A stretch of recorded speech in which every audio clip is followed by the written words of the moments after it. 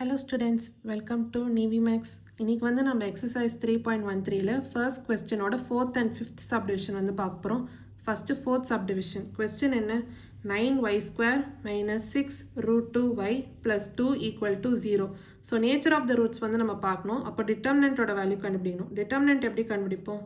b square minus 4ac. இங்க a ஓட value வந்து என்ன? 9. b ஓட value வந்து minus 6 root 2. c ஓட வேல்யூ என்ன 2. ஸோ அப்போ சப்ஸ்டியூட் பண்ணலாம்.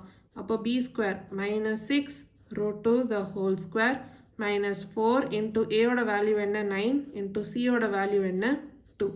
இப்போ minus 6 root 2 the whole square உங்களுக்கு என்ன வரும் 36 இன்ட்டு 2 அப்படின்னு வரும். இங்கே மைனஸ் 36 இன்ட்டு 2. 36 into 2 என்ன 72 minus 36 into 2 என்ன 72. அப்போ 72 minus 72 வந்து 0.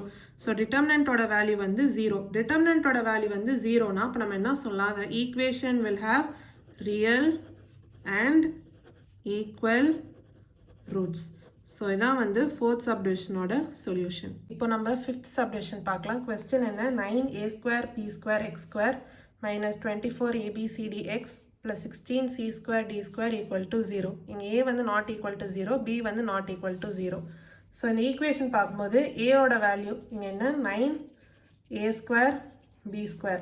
அதே மாதிரி b ஓட வேல்யூ வந்து என்ன minus 24abcd. அதே மாதிரி c ஓட வேல்யூ இங்கே என்ன 16c square d square. இப்போ நம்மளோட டிட்டர்மினன்ட் வந்து கண்டுபிடிக்கலாம். டிட்டர்மினன்ட் எப்படி கண்டுபிடிப்போம்? b square minus 4ac. அப்போ சப்ஸ்டியூட் பண்ணுங்க. b வந்து இங்கே என்ன minus 24abcd the whole square minus 4 into a ஓட வேல்யூ என்ன 9a square b square into c ஓட வேல்யூ இங்கே என்ன 16c square d square minus 24abcd the whole square என்ன வரும் minus 24 the whole square வந்து 576. abcd the whole square இது உங்களுக்கு எப்படி வரும் a square b square c square d square.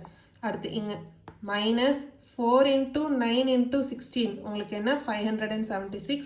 a square b square into c square d square உங்களுக்கு என்ன வரும் a square b square c square d square.